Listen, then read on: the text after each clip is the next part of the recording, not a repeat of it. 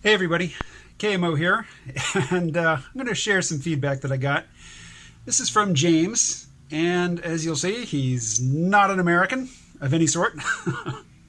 James writes, as one of your UK viewers, I can confirm that all the videos about Andrew Yang are getting a bit wearing.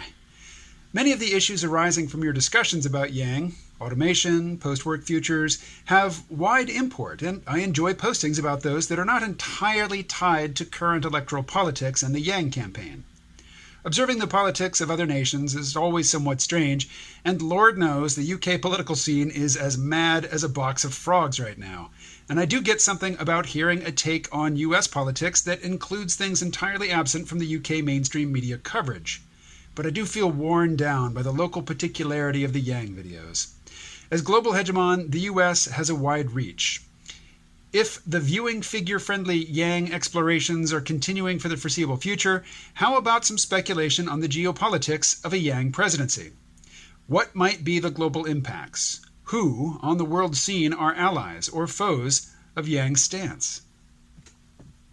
Great questions, great feedback. Thank you very much.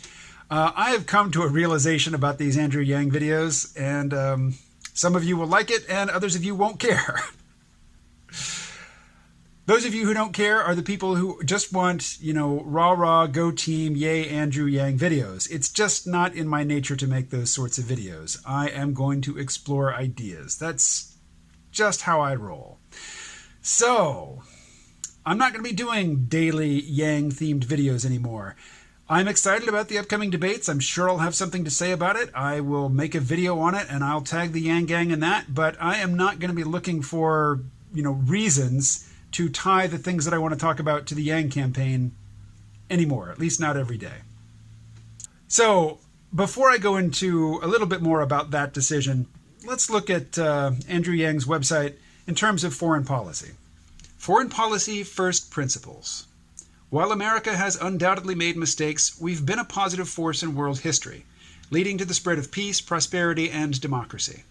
Presidents from JFK to Ronald Reagan maintained strong relationships with allies while sending clear and honest messages to those who would work against us.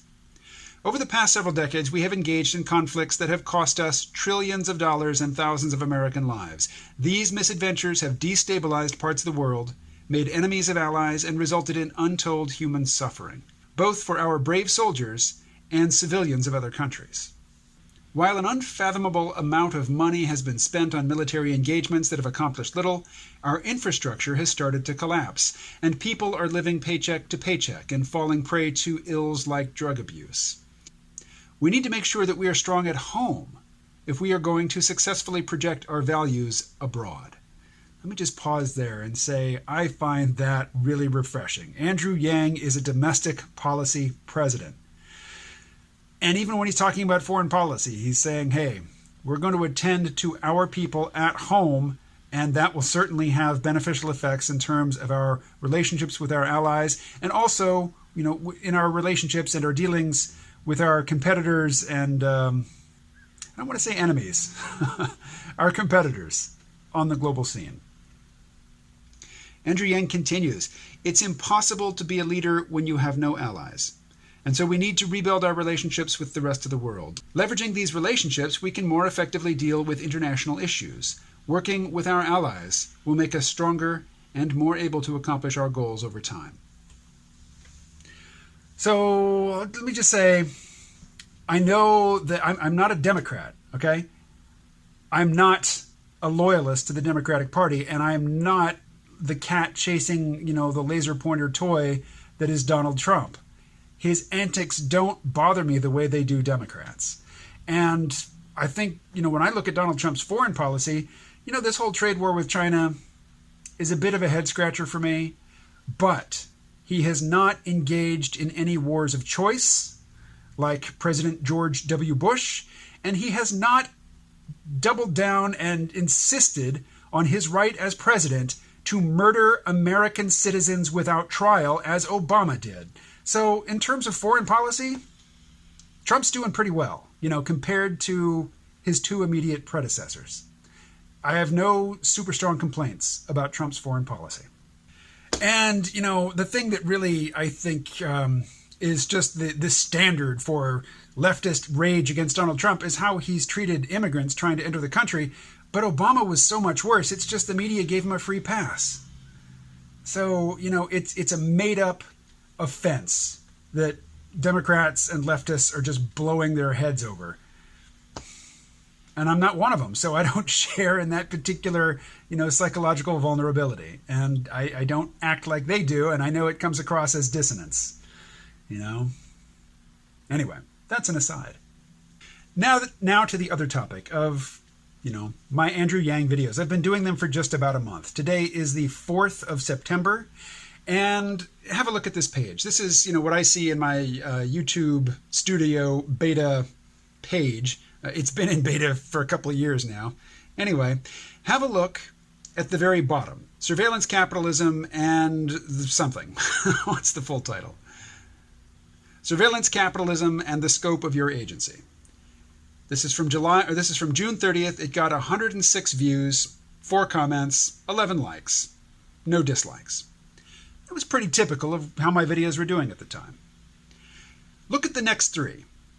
What I want to invite you to notice is that all 3 are shot against the same location, and it's not the location that I'm shooting in now. This was when I was at a friend's house. I was dog sitting for him while he was out of town, and I shot these 3 videos in his kitchen, and these 3 videos are basically all one conversation. It's basically one video in 3 parts. The first one is technology or consciousness, which leads and which follows. The next day, I did a video in which I was responding to hit pieces against Andrew Yang in The Atlantic and in Gizmodo. And you'll notice, Andrew Yang's name appears in the title. The previous day's video got 130 views, 7 comments. This one got 1,532 views and 71 comments. Wow, I thought, I'm onto something. I didn't know what I was onto, though, because in the next video, I did not use Andrew Yang's name in the title, but I did continue a conversation on the exact same topic. Basically, the previous day, I was defending Andrew Yang against criticism of his environmental policy, leveled at him by writers at Gizmodo and The Atlantic. Now, most of the people who tuned in for that video did not subscribe to my channel. And unlike my usual viewers, who are mostly Gen X, the people who tuned into this one were mostly millennials. And it's a 13-minute video, but the average watch time was about 4 minutes. So while this number over here, 1,532, is a big number, not that many people watched the video.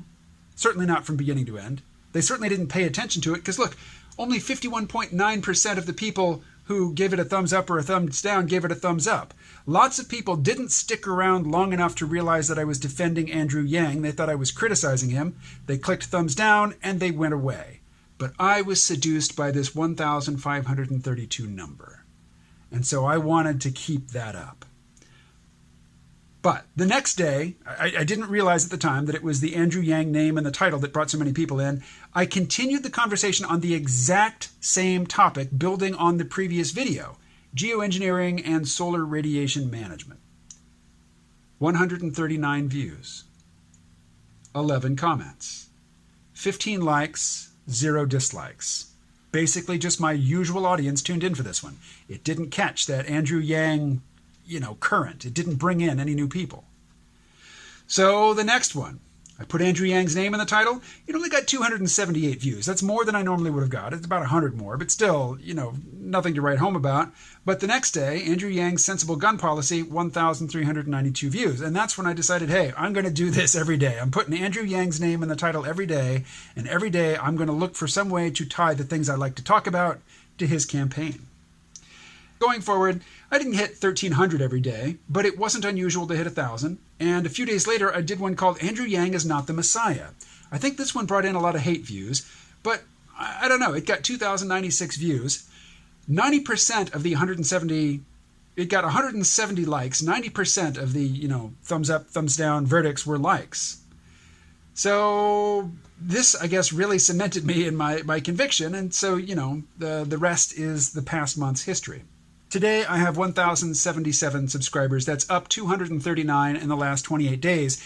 And, while 239 is certainly nothing in terms of YouTube standards, it did take me from below 1,000 to over 1,000, and I got to re-monetize my channel. It had been monetized in the past, but then YouTube changed the rules, and they said if you didn't have 1,000 subscribers, you couldn't be monetized. So I got demonetized. Interestingly enough, they owed me money at the time that I was demonetized, and now that I'm remonetized, there is no indication of that money that they owe me. They just said, nope, you don't count anymore, so we don't owe you nothing. Thanks, Google.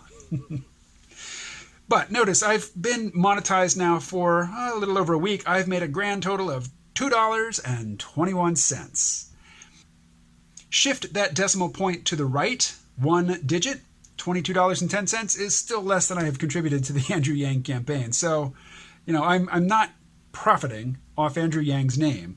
And I'm done trying to use his name, to bring in new viewers. Because the new viewers, I have reason to think, millennials, they weren't listening.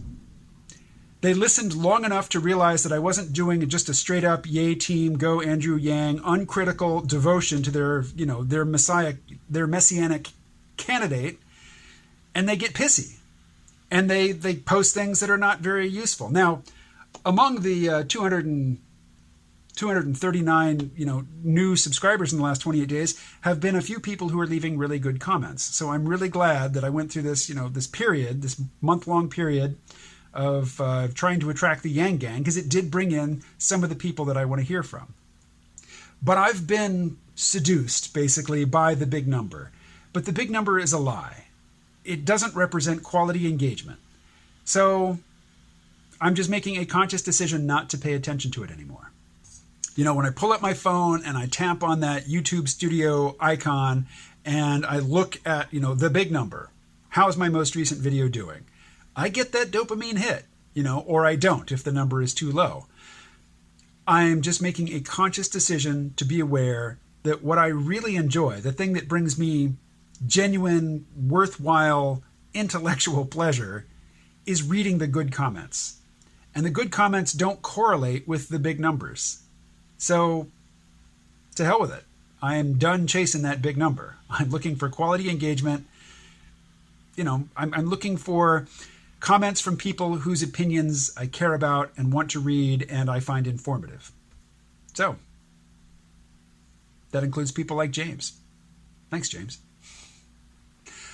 I will talk to you all tomorrow. Stay well.